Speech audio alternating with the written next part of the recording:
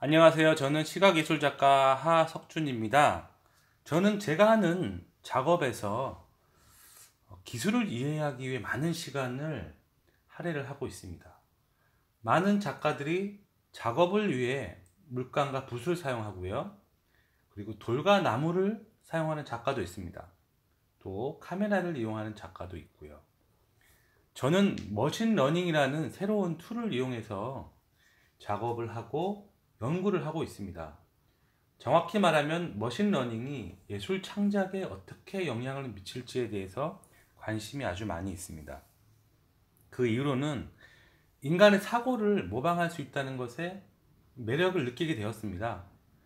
예전에 제가 알고 있었던 프로그래밍 방식하고는 완전히 다른 방식이었기 때문에 저는 아마도 더 큰 매력을 느끼게 되었었던 것 같습니다. 여러분들이 잘 아시는 것처럼 2016년에 구글의 자회사인 딥마인드에서 개발한 바둑을 두는 프로그램인 알파고죠. 네. 그 다음 인간 세상에서 최고인 이세돌 선수와의 대국이 있었습니다. 이전에는 바둑이라는 것이 경우의 수가 너무 많기 때문에 이 컴퓨터가 단순 계산하기 위해서는 너무 어려운 거죠. 그래서 이 예지력과 직관력이 있는 사람만이 바둑을 둘 수 있다고 믿고 있었던 영역입니다. 이세돌 선수는 하지만 4대1로 패하게 되었죠. 그래서 많은 사람들이 인공지능이 무엇인가에 대해서 관심이 아주 많아졌고, 이것은 먼 미래의 얘기가 아니라 현재 진행되고 있는 현실이라고 믿기 시작했습니다. 이것은 인간만이 할 수 있는 여러 가지 분야에 인공지능이 무섭게 확장하고 있다는 것을 보여주는 계기가 되었습니다. 저는 초등학교 6학년 때부터 처음 컴퓨터 프로그래밍을 시작했습니다. 그때 컴퓨터 프로그래밍에 푹 빠져서 너무 재미있게 배웠던 기억이 나고요. 그런데 이게 점점 이제 어려워지기 시작했습니다. 그러다 보니까 어느 선에서는 그냥 이 배움을 멈춰버렸습니다. 너무 이제 복잡해진 탓인 거죠. 혹시 여러분들 이 그림이 무엇인지 아시겠습니까? 모든 사람은 딱 보면 답을 압니다. 토끼인 거죠, 토끼. 토끼. 네. 그런데 컴퓨터는 이 그림이 토끼인지를 알려면은 우리가 많은 조건을 주어야 합니다. 이게 이제 소위 명시적인 프로그램이라고 하는데요. 토끼의 귀가 길고 앞다리가 짧고 꼬리가 짧고 앞다리가 긴 거죠. 예. 하지만 이러한 방법은 이 조건이 많아지면은 굉장히 이게 프로그램이 복잡해지는 어려움이 있습니다. 왜냐하면 이제 귀가 짧은 토끼도 있는 것처럼 말이죠. 이렇게 명시적인 프로그램은 점점 프로그램 만들기가 어려워지기 시작했습니다. 복잡해지는 거죠. 그래서 1959년에 어서 사무일이라는 분이 머신러닝에 대한 정의를 했습니다. 그 머신러닝은 이러한 그 명시적인 프로그래밍이 아닌 스스로 배울 수 있는 능력을 컴퓨터에게 주는 학문, 이렇게 정의를 했습니다. 프로그래밍은 아주 재미있는 학문이지만 갈수록 배우기가 어렵습니다. 그러나 머신러닝은 많은 부분에서 오픈소스로 공개가 되어서 이 창의적인 아이디어의 날개를 많이 달아주고 있습니다. 자, 머신러닝을 이해하는데 기초적인 질문이 있습니다. 이 이미지는 무엇일까요? 인간이 우리 사람이 이 이미지를 본 후 약 0.1초 만에 이것은 소방차 또는 불자동차라고 대답을 할 수가 있습니다. 그러면 0.1초 만에 대답을 못하는 나이는 몇 살일까요? 아마도 1살 또는 그 이전일 것입니다. 그 이유는 아직 학습이 되어 있지 않았기 때문입니다. 우리가 위 그림을 소방차라고 배울 때는 각각의 이미지에서 구체적으로 분석을 해서 배우는 것이 아닙니다. 이게. 소방차. 네. 우리는 그냥 빨간 차는 소방차, 빨간 차는 소방차라고 엄마에게 반복적으로 배웠고, 그 경험에 데이터가 쌓이고 쌓여서 소방차라는 사물을 인식을 하는 것입니다. 또 하나의 예를 보여드리겠습니다. 이 그림은 제가 2013년 이태리 밀라노 두오모 광장에서 실시한 퍼포먼스의 한 장면입니다. 이 이미지를 구글의 딥드림 생성기라는 프로그램을 통해서 이미지를 한번 만들어 보겠습니다. 이 딥드림 이미지에 원 이미지를 입력을 하고 원하는 스타일의 이미지를 입력을 하면은 그 스타일대로 이미지를 바꾸어주는 프로그램입니다. 저는 고흐의 별이 빛나는 밤을 선택해서 한번 실행을 해 보겠습니다.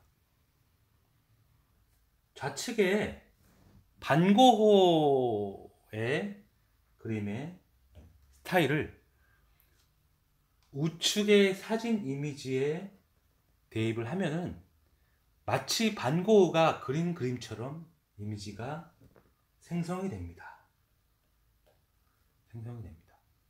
이렇게 원하는 스타일의 그림을 만들어내는 것은 단순한 포토샵의 합성 기술이 아닙니다.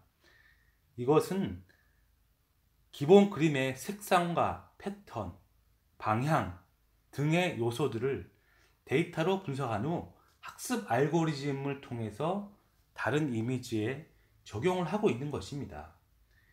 이런 것은 머신러닝을 예술 분야에 이용할 수 있는 아주 단편적인 예이고요.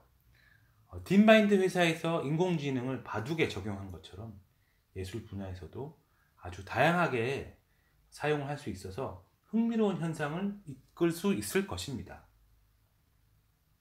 본 비디오는 여러 내용을 참고로 만들어졌습니다. 특별히 홍콩 과기대에서 인공지능을 연구하시는 김성훈 선생님의 유튜브 강의를 많이 참조를 했습니다. 제가 여러 가지 책과 미디어 강의를 많이 들었는데요. 김성훈 선생님 강의가 가장 이해하기 쉬워서 입문자들한테는 가장 좋을 것 같습니다. 그리고 스탠포드 대학의 앤드류 응 교수님의 강의 노트도 참고를 하였고요.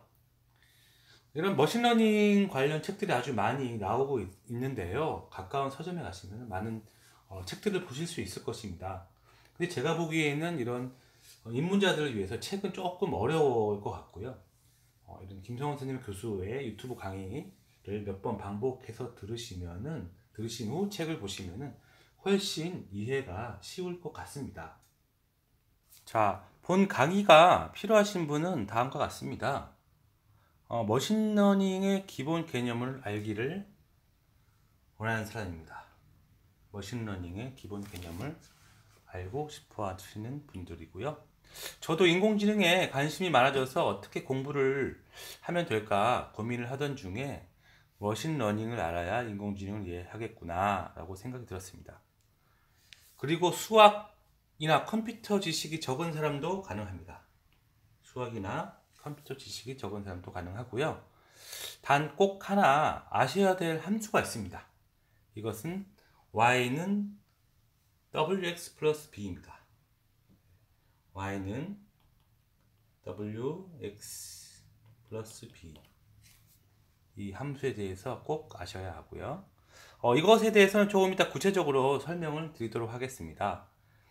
그리고 이제 구글 텐서플로우를 이용하시길 원하시는 분도 있는데요. 이번 강의에는 조금 더 구체적인 구글 텐서플로우에 대한 사용법보다는 좀 더 개념적인 강의가 될 것 같고요. 그리고 이제 마지막으로 시각 이술 작업에서 인공지능 협업을 원하시는 분들에게 좀 더 포커스가 맞추어져 있습니다. 이제부터 머신러닝의 기초에 대해서 알아보도록 하겠습니다.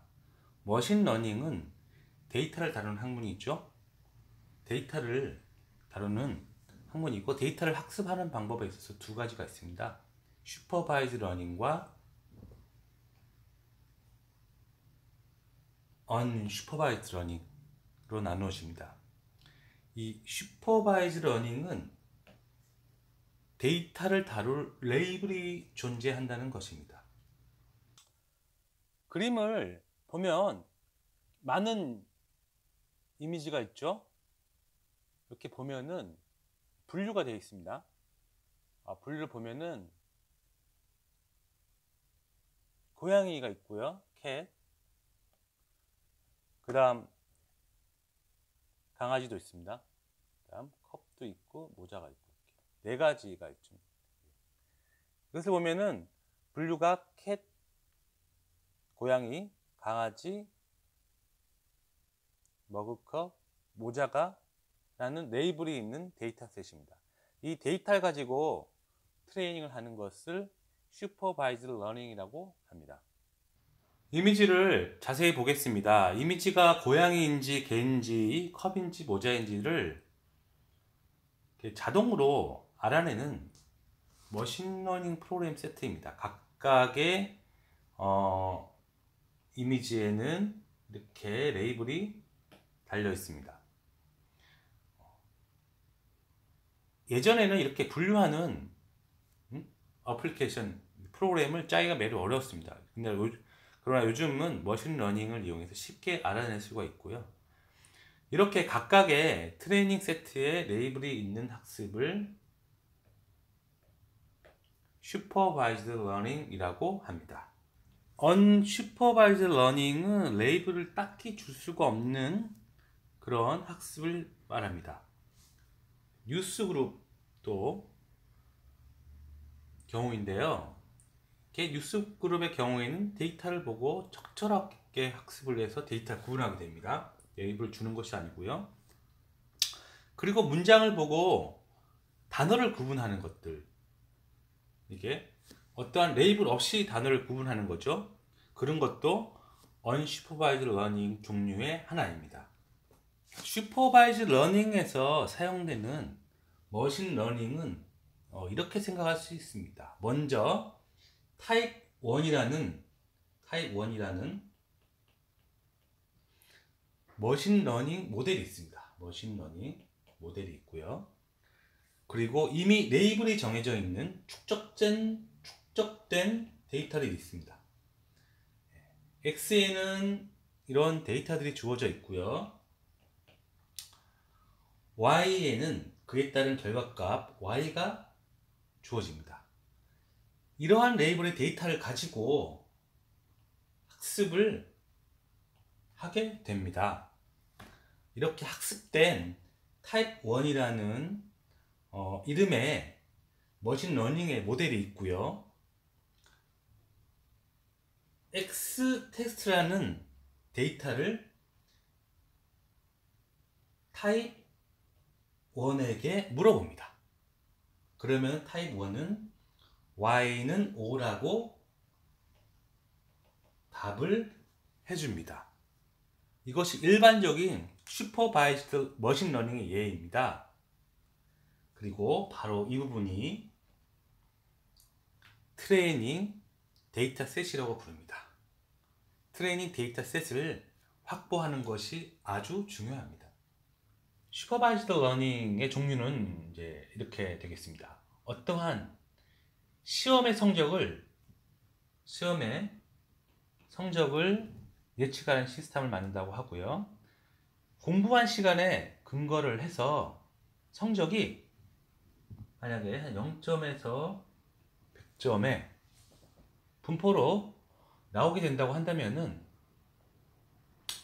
이렇게 특정 범위를 예측하는 것을 리그레션이라고 합니다. 특정 범위를 예측을 하는 것을 리그레션이라고 하고요. 그 다음에 이것을 좀 더 단순화시킨다고 보면요, 학점을 A부터 F까지의 등급으로 레이블을 나누어 예측을 하는 경우가 있습니다. 이것은 멀티 레이블 클래시피케이션이라고 합니다.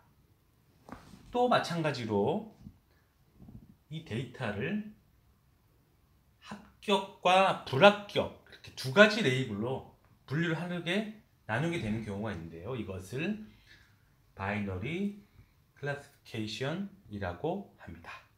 이런 것들은 모두 슈퍼바이즈드 러닝의 종류가 됩니다. 여기서 보면 분류가 아주 중요한 의미를 가질 수 있다는 것을 볼 수가 있습니다. 인공지능 또한 분류의 학문입니다. 어떻게 분류를 하느냐, 어떻게 분류의 정확도를 높이느냐가 이 학문의 목적이 됩니다. 좀 더 머신러닝의 구체적인 내용을 이해하기 위해서 아주 중요한 직선 회귀, 리니어 리그레션을 알아보겠습니다. 저는 리니어 리그레션 알고리즘을 공부한 후에 좀 더 일찍 공부했으면 참 좋았을걸 이라는 생각이 들 정도로 재미가 있었고 새로운 문을 열고 있다는 생각이 들었습니다. 이전까지는 머신러닝 용어에 대해서 설명을 좀 했고요. 이번에는 리니어 리그레션 알고리즘에 대해서 설명을 하겠습니다. 이전에도 얘기했듯이 본 비디오에 사용된 많은 내용들은 인터넷에 있는 다양한 자료를 참고로 만들어졌습니다. 어떤 학생이 공부한 시간과 시험 점수라는 레이블을 가지고 슈퍼바이스드 러닝을 한다고 가정을 해봅시다. 우리가 예측을 하려고 하는 점수 y죠. y는 0부터 100까지의 범위 중 하나의 숫자가 될 것입니다. 이렇게 어떠한 범위를 예측하는 것을 리그레션이라고 합니다. 먼저 본 데이터를 가지고 학습을 시킵니다. 이것을 트레이닝 데이터라고 부릅니다. 이 데이터를 가지고 학습을 시킨 후 머신러닝 모델이 생성이 됩니다. 만약 시험을 치기 전에 6시간 동안 공부를 한 학생은 어떤 점수를 받을 수 있을까에 대한 예측이 필요하다고 가정합시다. 그러면 x는 6이 되고 학습된 리그레션 모델을 통해 대략의 60점이라는 점수를 받을 것이라고 예측을 해줍니다. 즉 y는 60점이 됩니다. 이것을 리니어 리그레션이라고 하는데 좀 더 구체적으로 알아보도록 하겠습니다. 설명을 간단하게 하기 위해서 x와 y 데이터를 좀 간단하게 만들었습니다. x는 예측을 하기 위한 자료가 되고요. y는 예측될 자료입니다. x가 1일 때는 y는 1이 되고요. x가 2일 때는 y는 2, x가 3일 때는 y는 3이 되는 아주 간단한 학습 데이터 세트가 있습니다. 트레이닝 세트라고 하죠. 이것을 가지고 리그레션 모델을 만들어 보겠습니다. 이 데이터를 간단히 그려보면 이렇게 그래프로 표기가 됩니다. 먼저 X축이 있고요. 그 다음 Y축이 있습니다. 그리고 X가 1,1이고요. X가 2일 때 Y는 2, 2,2. 그 다음 X가 3일 때는 y는 3에서 3,3. 네. 이렇게 값을 이렇게 그래프에 표기하면 이렇게 배치가 됩니다. 자, 그래프를 잘 보시면 리니어하게 이렇게 선적인 방향을 가진 것을 볼 수 있습니다. 이러한 리그레션 모델을 학습한다는 것은 하나의 가설, 즉 하이포티시스를 세운다는 것과 같습니다. 그것은 우리 데이터는 이러한 모양을, 이런 식의 모양을 가질 거야 라고 가설을 세우는 것입니다. 그런데 그 형태는 선형적인 모양을 가진다는 것이죠. 리니어한 그런 가설을 가진다는 것입니다. 이러한 선적인 형태는 우리 삶에 많이 볼 수가 있습니다. 몇 가지 예로 보면은 뭐 집의 크기가 커지면 집값이 올라간다는 것, 그리고 인구가 많아져도 집값이 올라가겠죠. 또 운동을 열심히 하면 체력이 좋아지는 것. 네. 운동을 열심히 하면은 체력이 아주 좋아지는 것. 그리고 그림을 열심히 오랫동안 꾸준하게 그리면은 그림의 퀄리티가 올라가는 것 등등 같은 이 선형적인 모양을 보여주는 현상 및 모델이 많이 있습니다. 그래서 이 선형 가설은 아주 좋게 사용이 됩니다. 그래서 우리가 가진 데이터를 보면 이러한 것이 맞을까, 이러한 선이 맞을까, 아니면은 이러한 선이 맞을까 등 어떠한 선을 찾는 것이라고 할 수 있습니다. 즉, 우리 데이터에 적합한 선을 찾는 것이 결국은 학습을 한다는 것입니다. 이렇게 세 가지의 선을 그려 보겠습니다. 이렇게 세 가지 선을 그려 보겠습니다. 이렇게 선들을 수학적인 기호로 표기를 해보면은 이렇게 hx는 wxb처럼 나타낼 수가 있습니다. 그림 속의 세 가지의 그래프는 hx는 wx 플러스 b 수식으로 표현이 됩니다. 이렇게 하이포티시스를 wxb라는 1차 방정식의 가설을 세우게 되는 것입니다. 물론 w와 b의 수치에 따라서 선의 모양이 바뀌게 됩니다. 그러면 이렇게 만들어진 하이포티시스 중에 어떠한 하이포티시스가 제일 좋은지를 찾아야 됩니다.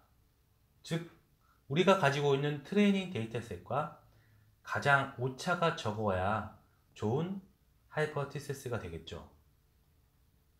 결국은 hx는 wx 플러스 b 중에서 가장 좋은 w와 b의 값을 찾는 것입니다. 예를 들면은 노란색의 그래프를 보시면은 노란색이죠. 이렇게 노란색 그래프를 보시면 hx는 1x 플러스 0 이라는 하이포티시스가 될 것 같습니다. 그리고 파란색의 그래프를 보시면은 파란색의 그래프의 가설을 보면 어떻게 될까요? x가 0일 때 y는 2고요. 그 다음 x가 2일 때는 대략 y가 4라고 한다면 hx는 0.5x 플러스 2라는 가설이 될 것입니다. 그러면 이렇게 두 개의 가설 중에 어떤 w와 어떤 b가 좋은 가설인지를 알아내야 합니다. 기본적으로 어떠한 모델, 이 가설이 좋은가를 알아보려면 원래의 데이터와의 차이를 알아보면은 간단하게 알 수가 있습니다. 즉, 가설 데이터죠. 실제 데이터와의 거리, 이 거리가 가까우면 좋은 거죠. 이렇게 가까우면 좋은 거고요. 멀면은 나쁘다고 볼 수가 있습니다.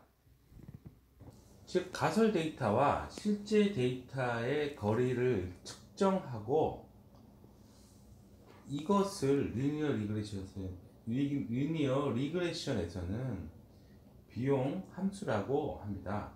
우리가 세운 가설과 실제 데이터와의 차이가 얼마나 다른지를 보여주게 됩니다.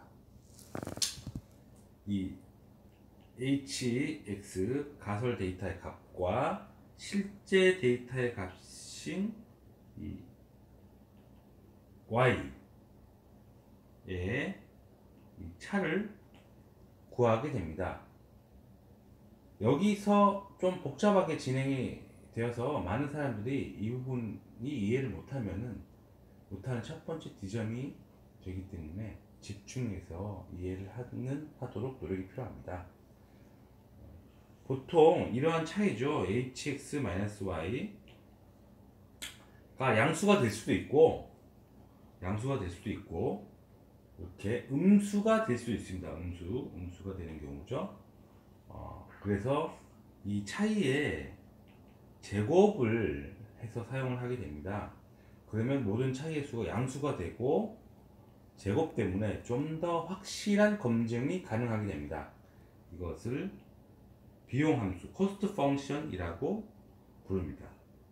그래프에서 각 데이터의 거리의 차를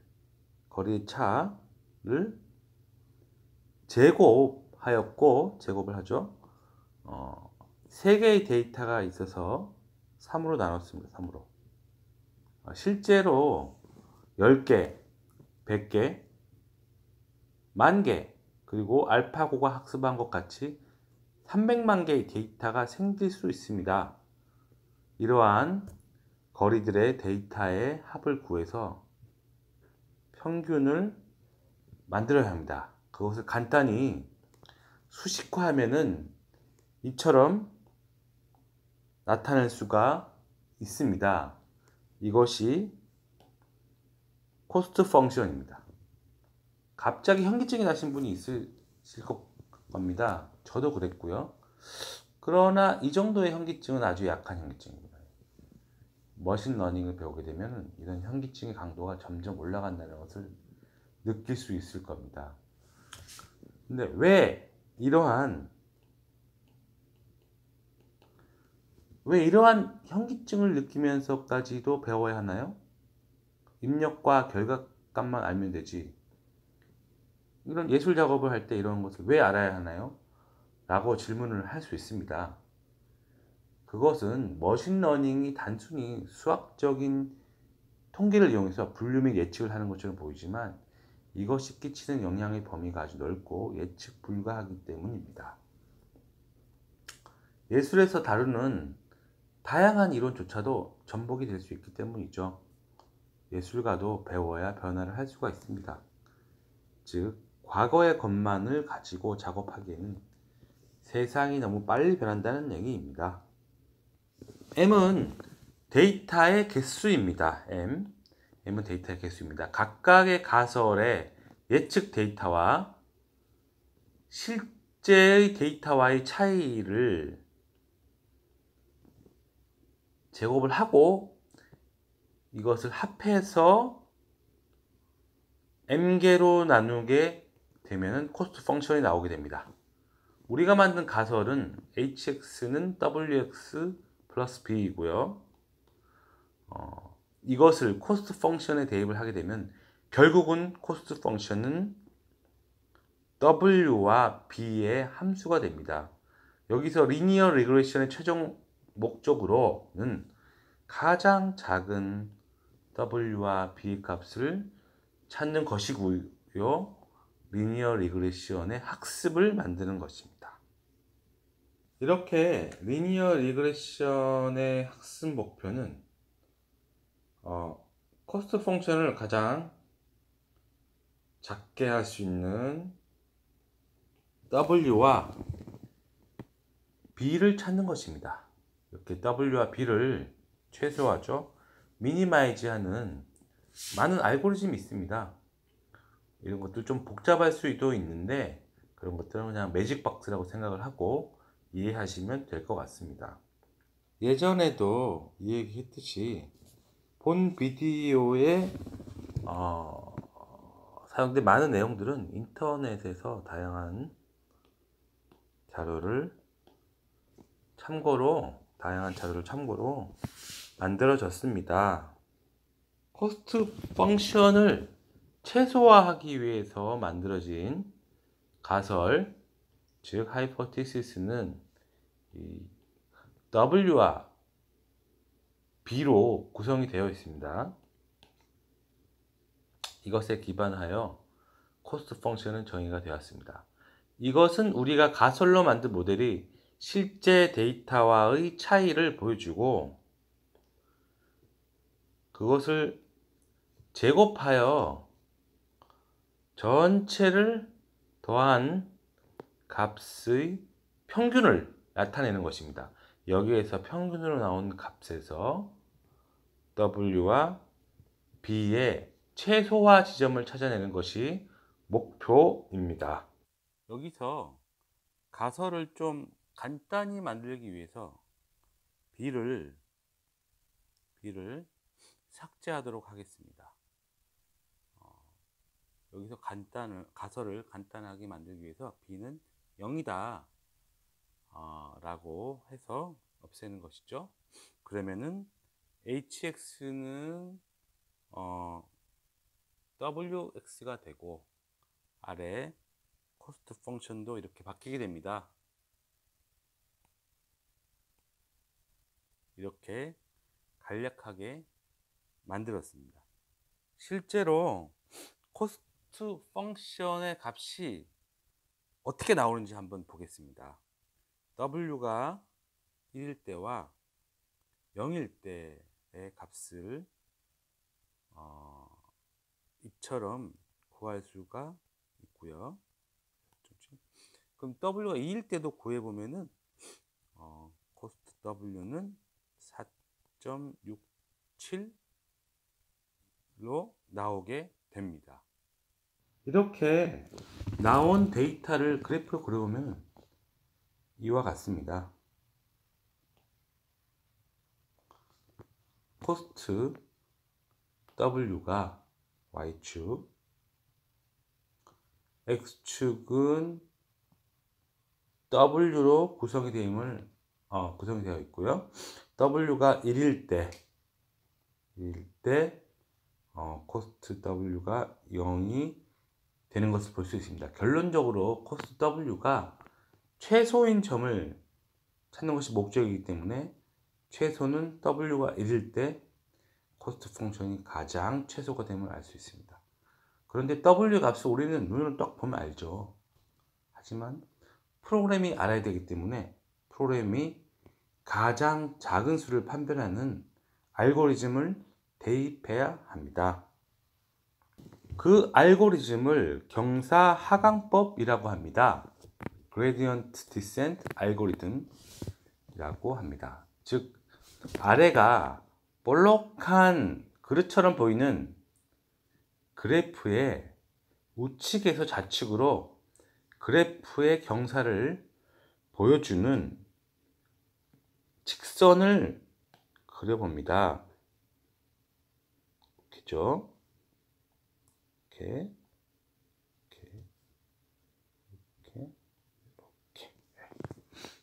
경사가 점점 작아지면서 W가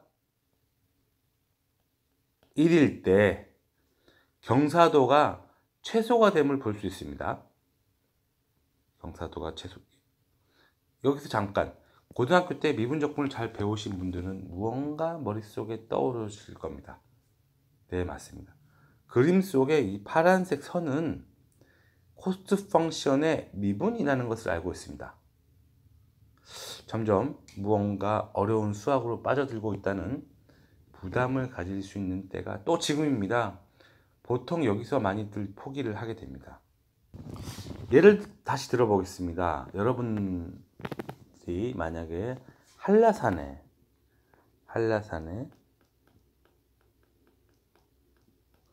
올라간다고 가정을 합시다. 만약에 산에서 올라가다가 길을 잃었을 경우에 여러분들은 어떻게 하겠습니까? 산 위로 올라가나요? 아니면은 산 밑으로 내려가나요? 물론 산 밑으로 내려가겠죠. 그런데 산 위로 올라가는 것과 내려가는 것은 어떻게 판별하나요? 자기 주위를 쭉 둘러보면은 경사가 아래로 되어 있는 지점을 먼저 찾습니다. 그리고 그곳에서 한 발짝 내디딜 겁니다. 그리고 또 다음도 경사가 내려가는 곳으로 한 발짝 내딛습니다. 이어서 경사가 있는 곳으로 쭉 내려가게 됩니다. 쭉쭉. 이러면 어느 순간에 바닥에 도착하게 됩니다. 이것이 경사하강법 알고리즘의 원리입니다. 그러면 경사도를 어떻게 구하는 것인지 한번 보겠습니다. 좀 전에 말씀드린 것처럼 미분을 하는 거죠.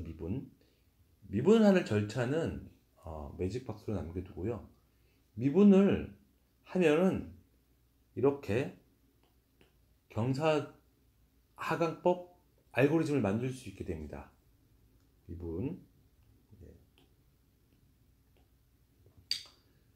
그래서 이것에 W 값을 변화시키면서 실행을 시키면 코스트를 최소화하는 값을 구할 수 있게 됩니다. 이 그림을 한번 보겠습니다. 우리가 배운 경사하강법, 즉 그라디언트 디센트 알고리즘을 3차원으로 적용을 해 보겠습니다. 본 그림에서는 우리가 2차원으로 생각한 것과는 조금 더 다른 그림이 나올 수 있습니다. 가장 이 정상에서 밑으로 내려오기 위해 경사들을 보려면 아래로 내려오기는 하는데 이렇게 두 가지의 길이 내려가는 경사도가 이제 두 가지죠. 두 가지이면은 실제로 이제 문제가 생길 수가 있고요. 알고리즘이 잘 동작을 하지 않습니다. 다행히 우리가 사용한 코스트 펑션은 이러한 그림의 형태로 나오게 됩니다. 이런 것을 컨벡스 펑션이라고 합니다. 아래로 볼록한 함수란 뜻이죠. 이러한 모델은 항상 최적의 값을 줄 수가 있게 됩니다. 그레디엔트 디센트 알고리즘이 항상 어디서 시작을 해도 항상 같은 값을 만들게 되는 거죠. 즉 코스트 펑션을 설계할 때 반드시 그 모양이 컨벡스 펑션의 형태로 나오게 되는지를 확인을 해야 됩니다. 이러한 모양이 확인이 되면은 리니어 리그레션에서 가능한 코스트 펑션을 만들 수가 있고 학습이 가능하게 된다는 의미입니다. 좀 더 확장을 해 보면은 x의 변수가 1개에서 그림처럼 6개로 추가가 될 수 있습니다.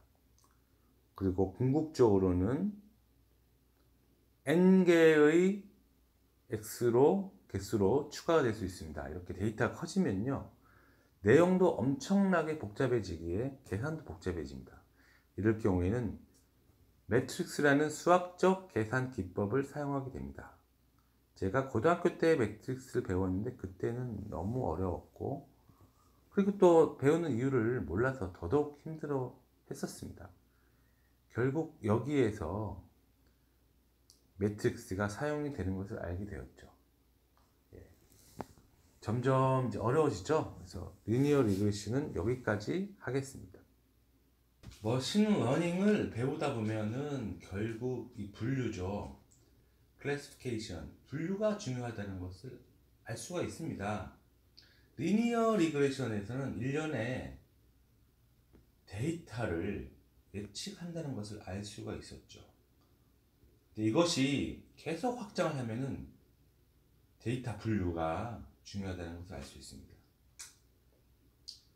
이것은 로지스틱 클래시피케이션과 딥 러닝까지 분류에 관한 이야기를 하고 있다는 것을 알 수가 있습니다. 한번 예를 보겠습니다. 우리가 메일을 받을 때 스팸이냐 또 스팸이 아니냐를 따질 수가 있습니다. 그리고 병원에서 암이냐 또는 암이 아니냐, 또 크레딧 카드의 사용에 있어서 이것이 정상 사용이냐 그렇지 않느냐, 또 주식 시장에서 주식을 살까 아니면 팔까의 판단이 필요할 때가 있습니다. 네. 이것은 보통처럼 0과 1, 이 두 가지 상태를 나타내게 됩니다. 이 그래프를 보시면은 몇 시간 동안 공부를 하면은 사람이 시험에서 합격을 하고, 또 그렇지 않으면은 시험에서 불합격을 하는지를 보여주는 그래프입니다. 이 방식은 리니어 리그레션으로 분류하기가 어렵습니다. 왜냐하면은 데이터가 무한대로 커질 경우가 있잖아요. 이럴 경우에는 리그레션 범위를 넘어가기 때문에. 왜냐하면 모든 데이터의 수렴이 0과 1로 돼야 되기 때문인데, 직선 회귀 방식으로 이렇게 선을 쫙 그어보면 이렇게 분류하기가 애매한 경우가 있습니다. 이렇게 애매한 경우가 있죠. 분류가 어려워지는 경우가 있습니다. 실제로 분류가 이렇게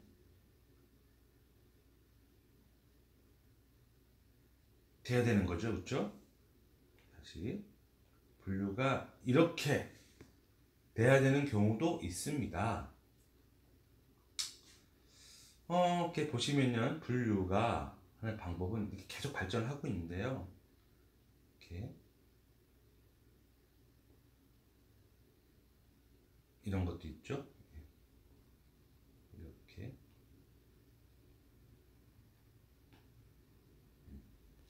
이런 모든 것이 뭐 완벽한 게 아닙니다. 완벽한 게 아니고 좀 절대적인 것도 아니고 상황에 따라 상대적으로 사용 또는 적용이 될 수가 있습니다. 이 그래프를 보시면은 이름은 이제 시그모이드 펑션, 시그모이드 함수라고 합니다. 시그모이드 함수는 이렇게 두 방향, 이렇게 두 방향으로 되어 있고요. 이렇게 S자 모양을 하고 있습니다. 데이터는 0과 1을 가리키고 있습니다. Z가 한없이 커져도 Y는 1로 수렴이 되고요. Z가 한없이 작아져도 Y는 0으로 수렴을 하게 되어 있는 함수라서 로지스틱 리그레션에 아주 좋은 함수가 됩니다. 자, 이제는 그 수집된 데이터에 사용한 예를 한번 보여드리겠습니다. 이 그림은 이제 손글씨 숫자입니다. 손글씨. 이런 손글씨. 이것이 필요했던 이유는 미국 우체국에서 우편번호를 손으로 이렇게 사람들이 갈겨서 쓰게 됩니다. 갈겨 쓰여진 것을 컴퓨터가 자동으로 이해할 수 있도록 평균적인 숫자의 테스트셋을 만든 것입니다. 이렇게 이미지를 판별하는 것은 전통적으로 컴퓨터 비전이라는 학문에서 많이 다루었습니다. 근데 이런 컴퓨터 비전의 접근은 넘지 못하는 한계가 있습니다. 그러나 머신러닝을 이용한 이미지 판별은 인간의 판단을 넘어서 95%의 정확도를 보여주고 있고요. 자, 이 그림 보면 어떤 숫자 또는 글자로 보일까요? E처럼 보이기도 하고요. E 또 A처럼 보이기도 합니다. A처럼 보이기도 하죠. 이 숫자들은 어떻게 보일까요? 예, 이 숫자들은 1,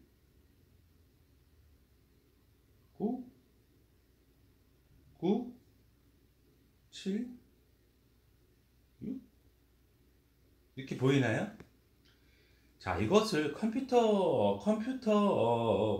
비전 방식으로 처리를 하면은 전 세계 사람들이 숫자를 쓰는 방식을 전부 입력을 해야만이 이 95%의 정확도를 보일 수 있을 겁니다.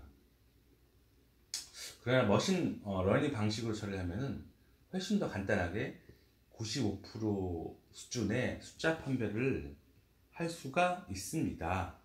네, 지금부터 뉴럴 네트워크와 그 딥러닝 네트워크 간단히 마지막으로 설명을 간단히 드릴게요.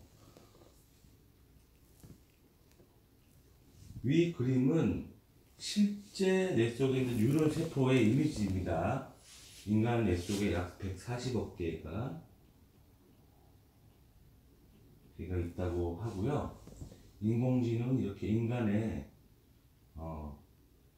뉴런 세포를 따라서 만들어집니다. 따라서 인간은 뉴런을 본따서 만든 것이 이제 이렇게 표현이 되는데요. 이것을 액티베이션 펑션이라고 하고요. 그 리니어 리그레션에서 배운 유사한 함수들로 이렇게 구성이 되어 있는 것을 볼 수 있습니다. 이러한 신호가 들어오고 값을 모으고 어떤 한계치를 넣으면 1, 그렇지 않으면은 0을 넘겨주는 그러한 구조로 되어 있습니다. 그 머신러닝은 오래전부터 계속 연구가 되어 왔으나 이렇게 주목을 받지 못했습니다. 그런데 2012년에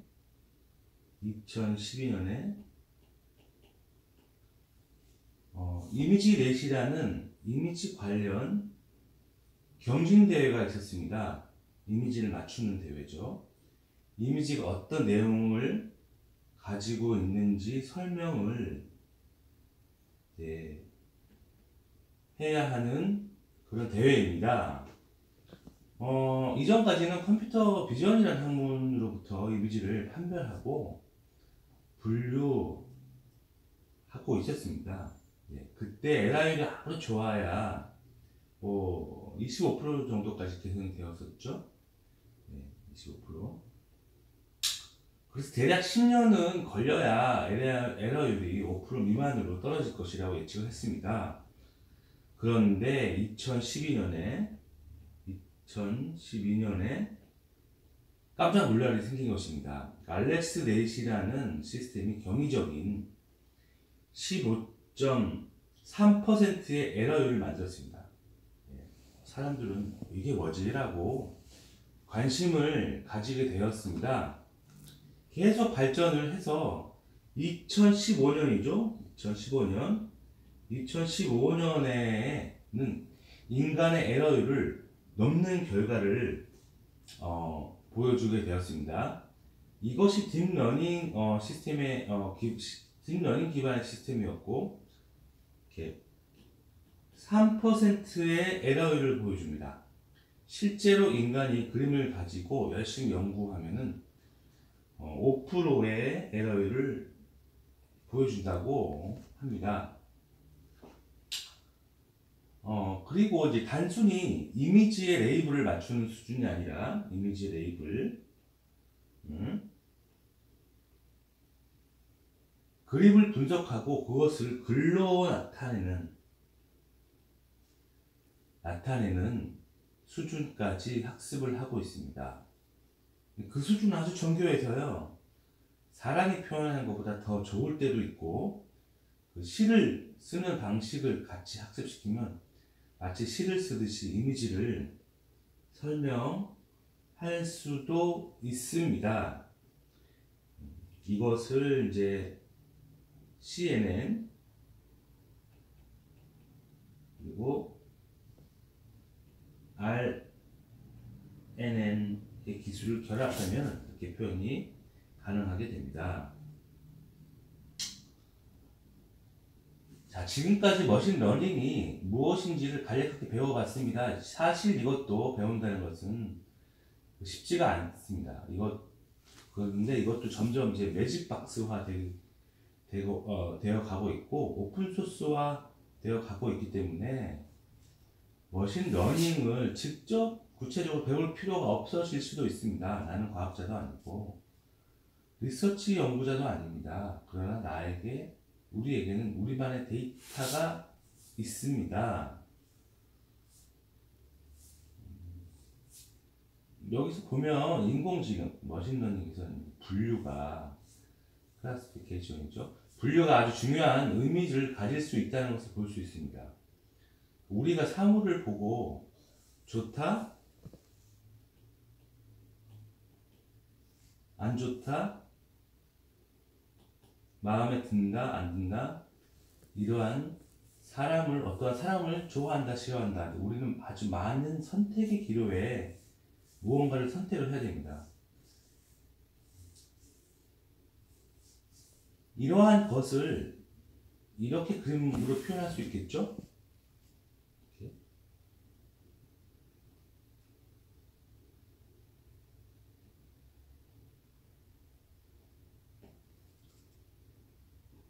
우리 뇌 속에는 엄청난 경험적 데이터가 쌓여 있습니다. 이런 것을 이용해서 나 자신의 데이터셋을 만들고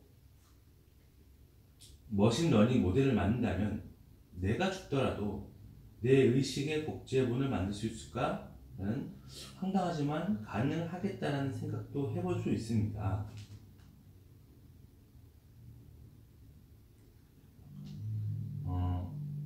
이 그림은 제가 제 딸에게 달을 그려보라고 해서 그린 달의 이미지입니다. 이렇게 각각